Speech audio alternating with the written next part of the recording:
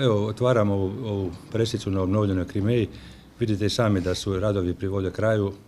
Ovog trenutka preko 30 radnika radi, završava. U 11 sati dolazi toliko iščekivana komisija HNS-a koja će, nadam se, nam izdati licencu i da ćemo odigrati prvu utakmicu nakon 15 godina na Krimeji. Kao što vidite, potpuno je sve obnovljeno. Ovim putem se zahvaljujem prije svega i gradu i gradonačelniku koji je dao podršku ovom projektu nove uprave Orijenta i uložio je 1 milijun kuna, smatram vrlo dobro i korisno uloženih prije svega za licencu, ali isto tako za komfor svih gledatelja. Mislim da je Krimeja zaista sada jedan od najljepših stadiona u drugoj ligi. Smo jako zadovoljni kako smo uspjeli u ovo kratko vrijeme, dugoročni cilj ostvarili kratkoročno, ušli smo u drugu ligu i složili smo jednu dobru momčad, uvjereni smo jednu dobru kombinaciju mladosti i iskustva. Slažem se da je protivnik jako atraktivan, mi se kao igrači veselimo jako isto igrati na ovom novom stadionu. Nismo imali puno prilike tu trenirati, ali se nadam da nam je ostalo nešto od prošle godine, tako da što se tiče protivnika znamo sve, mi se pripremamo, odlično smo radili prošli tjedan. Što se tiče ekipe, mislim da je situacija dobra, puno nam znači ovaj bod iz Međimurja za samopouzdanje i tako, pošto smo mi još novaci.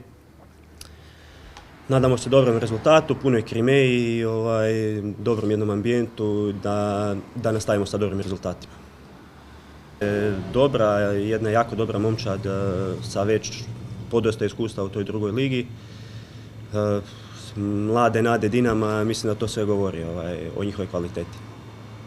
Kako ćete se postaviti obzirom da igrate doma, hoćete malo preznike ili mogu navijači očekivati onako jedan napadački odnos? Agresivni napadački svakako to ćemo težiti da igramo tako svaku utakmicu, međutim pogotovo doma. Što se tiče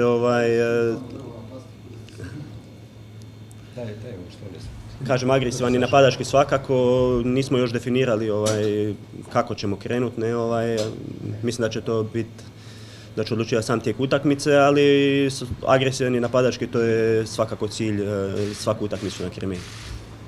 Veliko pojačanje ono iskustvo koje je neophodno gdje imamo Tadejevića, Gerca, Berkovića, tu okosnicu momčadi, a sve ostale vrlo mlade igrače 99. i 2000. To je naš plan bio da momčad bude, da vodimo takvu politiku, da to bude klub riječkih, sušačkih igrača koji će koristiti priliku da iskoče na viši nivo. Samo da se vratim za publiku, preprodaja karata ide fantastično, vjerojatno i najbolje od kad smo mi tu godinu dana, tako da je već prvog dana gotovo polovina, prva 2 dana je blizu polovine mjesta. Prvi dan nevjerojatni navala, mi se veselimo zato što je lakše, sve su ulaznice numerirane i to molim vas navedite da navijači znaju. 1026. Ne, za centralno. Dobro, sve ukupno.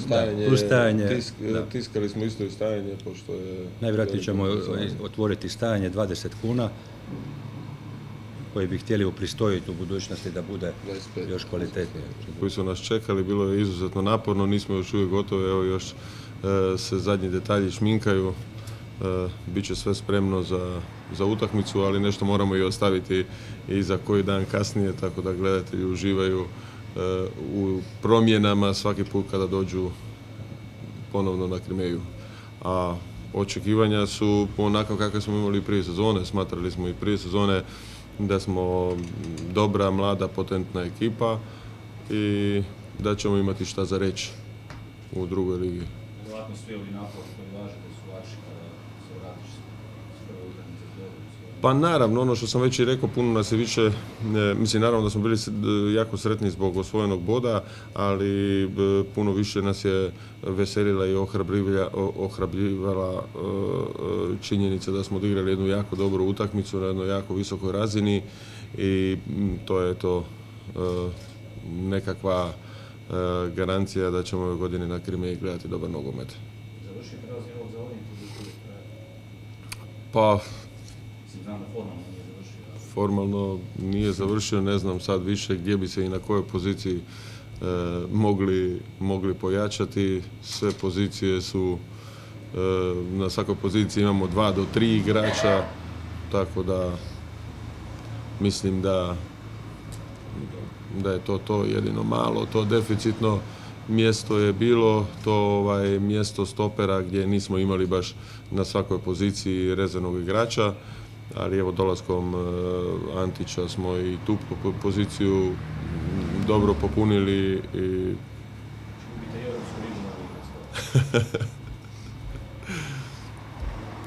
Mi sad čak nastojimo i smanjivati kadar. Jednostavno, naš plan je stalno 18 do 20 igrača, da naši juniori bude 19 i 20 igrača. To je cilj, zato je reorganizacija omladinske škole nama prioritet i najveći prioritet osim uređenja stadiona je svakako projekt sljedeći za Orient, koji je dugoročno najvažniji za klub, a to je gradnja novog igrališta nadamo se na kampusu. Imamo veliku podršku, svi koji trebaju i bez toga Orient neće moći dugoročno, unatoč svom entuzijazmu predsjednika i ove uprave, dugoročno će teško ostati jer jednostavno mi moramo toj mladosti dati priliku da trenira na adekvatnim uvjetima i to je moja privatna osobna, gdje ću se sigurno i u onom drugoj poziciji koju neću u sportu govoriti, zalagati da se dobije ne samo za Orient nego za Sušak još jedno igralište. Ovo je jedino igralište na 35.000 stanovnika. Juniori tu igraju tako sa 7 dana. Juniori igraju iduću subotu 31.8. To je isto jedan razlog zašto smo se malo više pojačavali sa tim mlađim igračima, da uvijek imamo priliku i u prvoj HNL juniora pojačati momčad po potrebi i situaciji. A zahvaljujemo se Hrvatskom nogometnom savezu koji je odlično cijelo vrijeme nas pratio i obavještavali smo mi njih, ali oni su nam davali uputstva i mislim da smo zadovoljili apsolutno sve kriterije. Kažem da je ovo jedan od najljepših stadiona u drugoj ligi i bit će jedan od najpunijih.